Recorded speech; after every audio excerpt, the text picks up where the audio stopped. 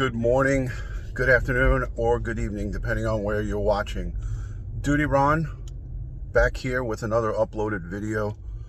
And this morning I'm going to talk about Michael Valva, his pension being terminated by the New York City Police Department on Wednesday, the day after Election Day, November 4th, I believe. The department tweeted out that his pension has been forfeited. We're going to get into it in a minute. My name is DutyRon, retired New York City Police Detective with 20 years of law enforcement in the largest police department in the United States, the NYPD. If you want all things true crime related, fact-based, please give my channel a subscribe. Hit that notification bell so you will get all things DutyRon. And again, I am in the vehicle, TGIF. Thank God it's Friday here in the United States. Around 8:20 a.m.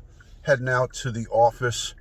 So I wanted to talk to you guys about the Thomas Valva murderer, his father and Angela Polina. The two of them, as you know, January 17th left their his 8-year-old biological son, autistic, along with his brother in the garage with 19 degrees Fahrenheit temperatures overnight. He died from what the autopsy said of hypothermia. Arrested January 24th of 2020, and then the rest is history. As we know, COVID-19 hit our nation and the world, and after March, everything was on lockdown, including the criminal court system, the Supreme Courts, and all court systems throughout the tri-state area. It was just a little bit after March 17th, St. Paddy's Day, and that's also my dad's birthday. Yesterday was his 6th year in heaven, so may my dad continue to rest in peace and love and miss you, Pops. I used to call him Daddy-O. Love and miss you, Daddy-O. And it was my sister's birthday as well, so happy birthday to you. My sister always says, Daddy, you had to die on my birthday. So yeah, a sad one for my sister. She's also upstate. My brother-in-law Dave, his best friend Francis, retired fireman, a former NYPD officer, died from long-term illness. So may Francis O'Rourke rest in peace. They buried him yesterday. Again, we'll get right back into the Michael Valva pension termination. Here's the situation.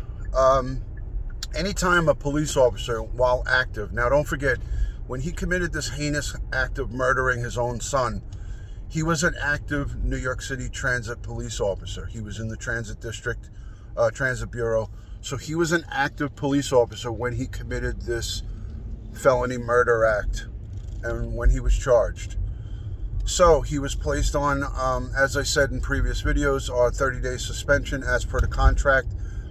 And once he was indicted on second-degree murder and other charges, after the 30 days, he was able to request through an attorney or through himself duty status back to modified duty. That means no gun, no shield. Obviously, he was in jail. He didn't do that, from what I understand. He did not do that. So his duty status was in suspended animation, suspended without pay. So he was technically still a New York City police officer without, obviously, any duties or authority or power. He was incarcerated. He was in Suffolk County Jail, where he still is. A couple of weeks ago, through his attorney, they requested a vested retirement. And because of civil service law, they couldn't deny him that request. So he requested it through his attorney. And then the whirlwind of speculation started in all the groups and all the people following it. You know, I was getting emails and messages, and, you know, why is he able to do that? And some people were saying, well, it's good that he, you know, for the benefits for his children and they should get the pension. But I knew in the back of my mind, I talked to some of my pension experts and some of the people from the union. I knew that there was an option for the pension system, New York City labor union, the pension system, to decline his request for vested retirement. And what a vested retirement means is if you have 15 years of service, or actually even over 5, you can request a partial pension. And after 15 years, I think it's like a regular service pension is 50% of your best year, or your best of your last 3 average years on the job. Instead of 50%, I think it's like 40 or 42. Don't quote me on those numbers, but it's less than a 50% when you vest. So that being said, that was a few weeks ago, and then on election day there was a tweet from the New York City, I believe, the personnel or pension.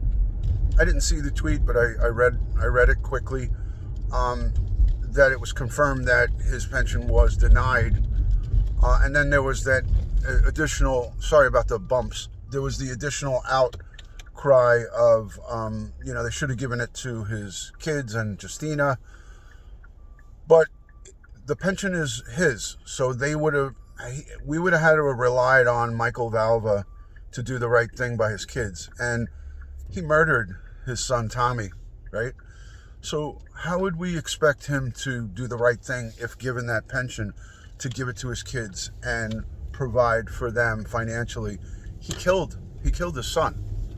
So chances are he would get that pension and give it to his father or his mother or his other, who knows? Siblings. I don't know his family makeup. I don't care to know it. But he's not someone that's trustworthy. He's an evil, sick monster. There's Justina now talking about child pornography, and he's a sick, evil, twisted person. Whether or not those allegations are true, just that they're there and what he did to his son is enough for me to say you can trust him to do the right thing. He freaking killed his son. And could have killed his other son, both autistic, by leaving them out in the garage and treating them so horrifically, denying them food, bathroom, regular general necessities, clean clothing, all the things that you would think a parent, is to provide for, your child. We love our children. I would die for my kids. I would, do anything to give food and shelter. I would freeze myself before I froze my son, God forbid. So that's the situation, from the pension aspect. Now, a lot of people lose track of Justina is a New York City corrections officer. The pension, the health benefits provided to New York City police and New York City corrections are through the New York City health benefits. The health and welfare are from the unions. That's like eyeglasses and dental. But the major medical, like the hospitalization and the well cares, the GHI, there's so many different options that we have to choose of programs. I use GHI, but that's neither here nor there. Firemen, police, corrections, and a whole host of others are afforded that New York City medical program. And I'm almost, if Justina's status is active, if she's not, if she hasn't, either resigned from her job because of her duties to take care of her children, I don't know what her, that's something I don't know, and it's none of my business. But she is a corrections officer. She's open and vocal about it. It's reported out in the media. I saw the corrections at the baby Thomas's funeral. If she's an active corrections officer, she has benefits, full city benefits for her children. So that's not even an issue for her, with Michael Valva and his benefits, medical for the kids. If she's still active, which I think she is, she has those benefits. If she's not, that's another story, and I don't know.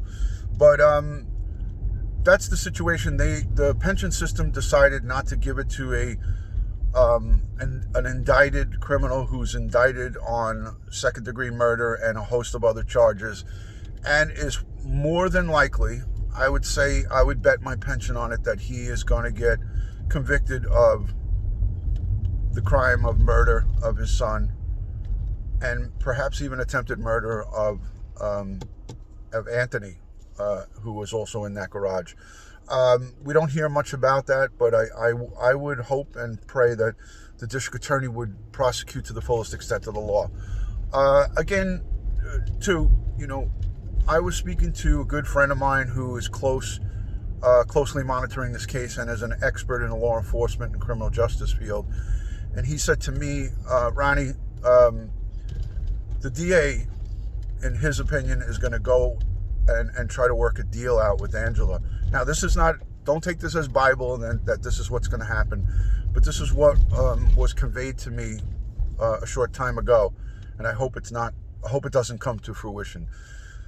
He seems to think that the district attorney is going to try to get together with Angela Polina and try to get her to come on board with saying that he forced her into or was manipulative, there's a tongue twister, a manipulative force in her actions towards the Valva boys. Not providing them with the food and shelter and clothing and, keeping them out in the garage. They're going to try to get her on board to testify against him, to say that he was the driving force behind it, so they can get a conviction of a former New York City police officer. Makes their resume look a little bit better. And this is not my words, it's according to someone who I interviewed and spoke to. And if that's the case, that's horrific if they do that. They both are equally responsible, based on the district attorney saying at the grand jury and at one of their appearances, the exact conversation between the two of them, laughing and joking about, and I hate to even talk about this, but laughing and joking about Thomas face planting because of his legs giving out, and making jokes and calling him all kinds of bad, evil things. I mean, it brings tears to my eyes to even mention that. And I'm looking at the road because I'm driving, so there's no comments. So anybody who is thinking, oh, this is dangerous, I'm going about my regular drive into my office. So they equally need to be charged. There's no, hey, this one made me do it, or this. They were fully aware of what they were doing. For whatever evil, sadistic reason is beyond me. It's unbeknownst to me. I don't know what their motivation or the motives were. We could speculate. There's a lot of different things why, they would do such a heinous thing to a child. But at the end of the day, they're evil, sick, demonic monsters. And there's only one place for people like them, and it's behind bars or in the electric chair. Those are the two choices, or death by lethal injection. However, the death penalty or life in prison with no parole. I feel the same way for any heinous, sick criminal who takes any human being's life, no matter what, whether it's their son, daughter, friend. Anyone who takes another person's life, I believe, should be behind bars for the rest of their lives. Which brings me to my next thought of convicted cop killer, I believe his name is Botham, who was released by the New York State Parole Board. I talked about it briefly. He murdered 2 New York City cops back a long time ago and shot one of the cops 22 times. And he was released in October by the New York State Parole Board. That is a travesty of justice. That is a sin. That is a crime beyond reproach. I can't even think about his widow, who's still alive and living here in Long Island. I reached out to her and I wanted to express my deepest sorrow that has happened. It's just a horrendous thing. So I hope that Angela and Michael never see the light of day. and having a rotten time in jail every second of the way. And I hope jailhouse justice continues to wreak havoc on them, and that they never have one good day. And I hope they shut the heat off on them and make them roast in the summer, as they probably, did to Thomas and Anthony. And you think about it, if they're out there in the extreme heat, what happened to the days of 100 degrees in the summer, 90-degree temperatures, 80 degrees with no air conditioning in that garage? So not many people speak about that, but as a detective, I think about it. They were subject to all different temperatures, hot and cold. And I just can't even, it breaks my heart to think about it. I want to say a special thank you to my Patreon supporters, my channel members, all of the people who subscribe to DutyRon and leave positive comments. You guys are phenomenal. You're a great group of people, to the likes of no other that I've ever seen on YouTube. You guys are truly engaging, truly, truly great human beings. I can't say enough good about all of the subscribers, friends, and people who go above and beyond to support me. So thank you to anyone who has given any type of super chat or any type of donations, or shopping on my Amazon affiliate link, or purchasing Streamlabs merch from my merch store, and for the comments and support. And let's bring justice for baby Thomas Valva, as Justina calls him, Tommy. Let's bring justice for all crime victims, young and old, and everything in between. The autism factor brings this to a whole nother level, and I'm gonna keep talking about this and keeping this case in the public eye as best as I can, and I'm only doing my part. And for those of you who share and talk about this case, thank you. The more, the better. And I hope everyone has a great weekend. It is Friday. We're still waiting on our election results. Don't stress out too much about the election, guys. If you're here in the United States, listen, I've been through so many different presidents in my lifetime, in my 50 some odd years on this planet. Yes, things will change with different presidents. Yes, things will, get good and bad. But, as long as we're got our health, we're still making some money and working, or able to put food on the table, that's really the bottom line. And the last time I checked, none of the presidents in the past stopped me completely from putting food on the table. God knows, look at the size of me. So, when you get yourself caught up in getting so stressed out over he's not going to get reelected, the new president's not going to be good, new president's going to be good, if he gets reelected, what's going to happen, riots, this, that, the other. Our police force, God bless them, they're out there every day taking spit into their face, bricks in their heads, chains to their backs. They got to wear cyborg body armor and all kinds of protection gear that's being purchased. And our police are out there protecting our freedoms, the people's freedoms to protest and all of that good stuff. So let's get behind them. So I'm going to end it now because I'm starting to ramble. God bless the world. God bless the United States of America. God bless each and every one of you. And God bless little baby Thomas Valva, Justina, Andrew, and Anthony, his surviving brothers, and Justina's mom. Special prayer for Winky's mother, her mommy, saying prayers for her, Black Rose, and all of my YouTube subscribers who are suffering from health conditions. I really love you guys, and I always wish for the best for all of you.